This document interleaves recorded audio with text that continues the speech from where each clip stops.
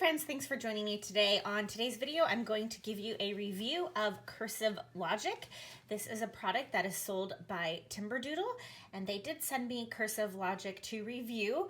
So my 4th grade daughter, who is 9, she has been doing this program. She's just about finished, so I feel like I can give you a complete review of it. So first we have the table of contents where we have teaching notes. I definitely recommend that you read through those. I am going to go through it a little bit, but you should read them on your own.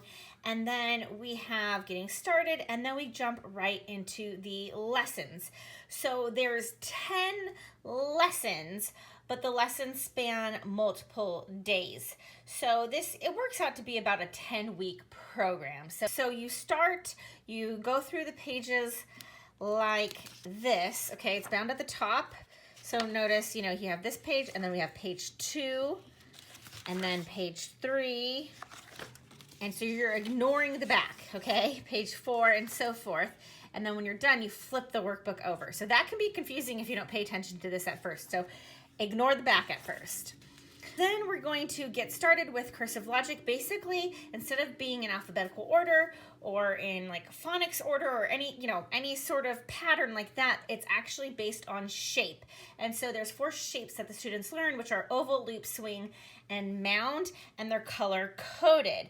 There's also a catchphrase that the student tells themselves out loud as they're learning these different shapes for these letters. And then they remember the catchphrase along with the repetitive motion builds muscle memory, and then before long it becomes automatic. And so that's kind of what this page says in a nutshell, but I definitely recommend that you actually read it. And so then we have the 3 P's for excellent cursive: posture, paper, pencil. So of course you want to have good body position. And then you want to have your, paper slanted. It gives you, left-handed and right-handed. And then holding your pencil correctly, and then gives a little tip for left-handed students. Choosing your writing tool. Beginning exercises, a light hand. So we don't want to be pressing down really hard. That tires your hand out. And then we have a running hand. So then we jump into let's get started. I do have this fairy card here just because my daughter's last name is showing. But basically, first they just have you write your name and write the alphabet in lowercase letters. So just making sure that you have that down before you get started. So you should know those basics before you start. Okay, so then we're going to find the shapes. They're going to come back to this page as they're working through the lessons.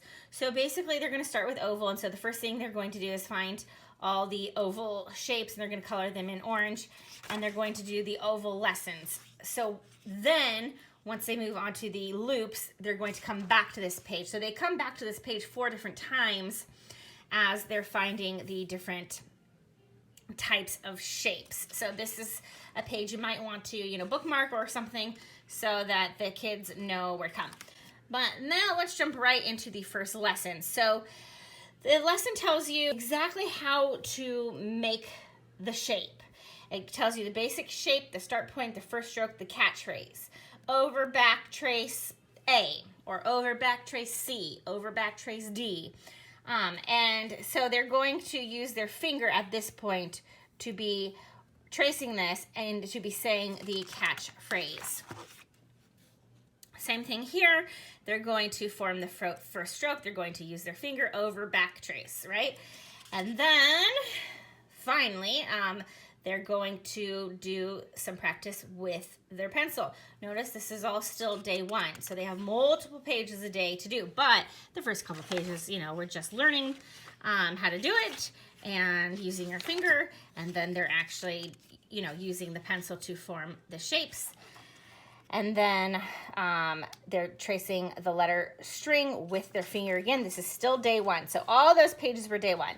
Then we jump into day 2, and so again, start here, which the arrow, say over, back, trace, letter, name, dip, right? So they're going to over, back, trace A, dip, over, back, trace C, dip, over, back, trace D, dip, and so forth as they are writing the letters. And so then they're adding the first stroke here.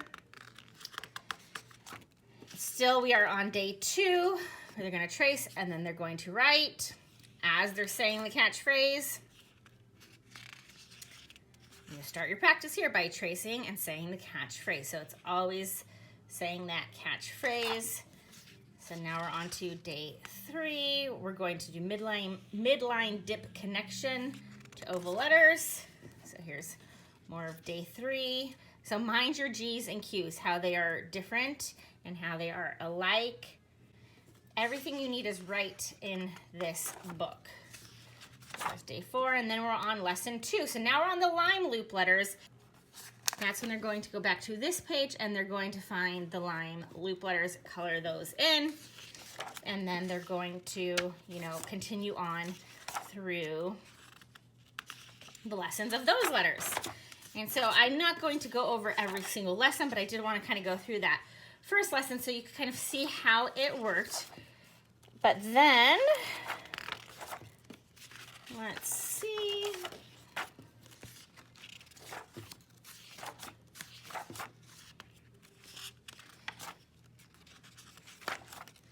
So you notice here up to this point, we have worked on lowercase letters, right? So these have all been lowercase. As you can see, I think, I'm pretty impressed with my daughter's handwriting. I think this has worked really nicely for her.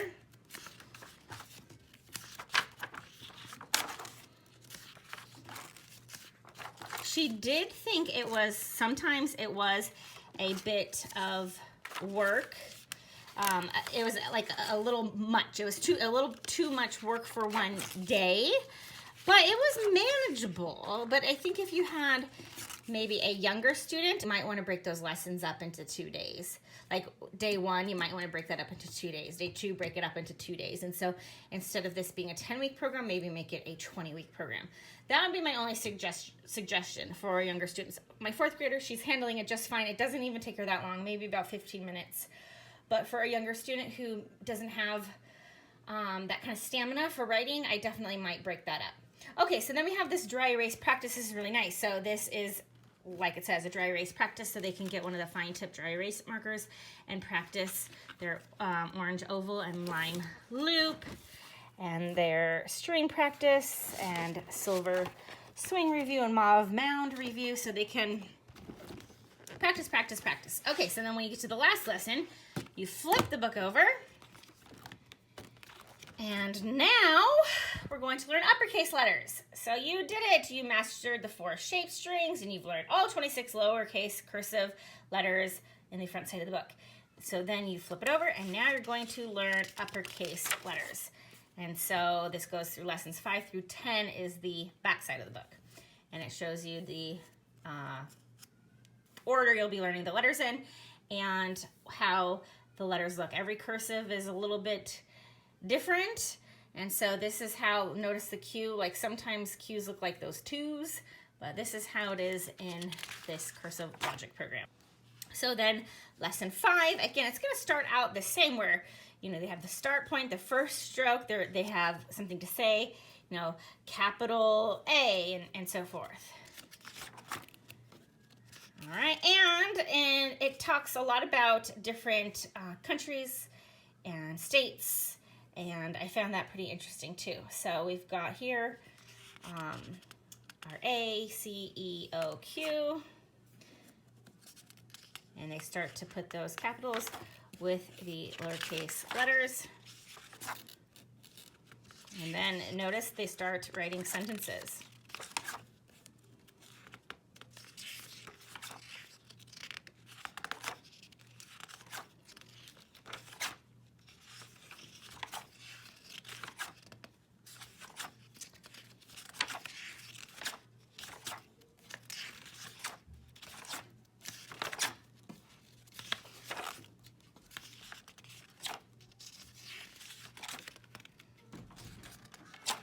And so my daughter's on lesson 9 right now, so she just has lesson 9 and 10 to finish the course.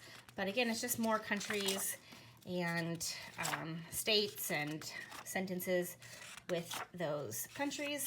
And here's our lesson 10, our final lesson. And it's really interesting because she's been hearing about, or I should say reading about, writing the names of these different places. And so she's been, where's this place? Where's this place? She hasn't heard of some of these before. And so it's kind of, a little geography lesson. Okay. So then once you're all done, you've learned all 26 lowercase letters and 26 capital letters. You are now a cursive writer, and then you can use the practice pages that follow to continue improving your cursive. And then it says, gives you some ideas. You can write a letter to an elderly friend, send a thank you note, start a journal, copy a quotation or a poem. And so then we have some practice pages after that. So although it has 10 lessons, it's got all these pages after that you can practice with. And then once you're all done with those, there are a couple more Cursive Logic books, but notice how we've got these kind of nice little quotes here. Kermit the Frog. We have really enjoyed this program. It has been great for my daughter. I think her cursive is coming along quite nicely, and it's done exactly what I would want it to do. It's something she can do completely independently at her age because she can read the directions herself. She can follow the directions. I do make sure that she's saying the things, the catchphrases out loud so that I can hear them, but I don't necessarily need to be standing right there. I do check her work. But this has been a completely self-directed program for her, and for that I appreciate for taking a subject kind of off my plate for her. That has been wonderful. With a younger student, you may have to kind of sit there with them and guide them more at first, but really it's super easy to follow, and they kind of get into the rhythm of what to expect in the lessons. So I definitely recommend this program. It has been fantastic, and if you have any questions about it, please let me know, and I will talk with you soon.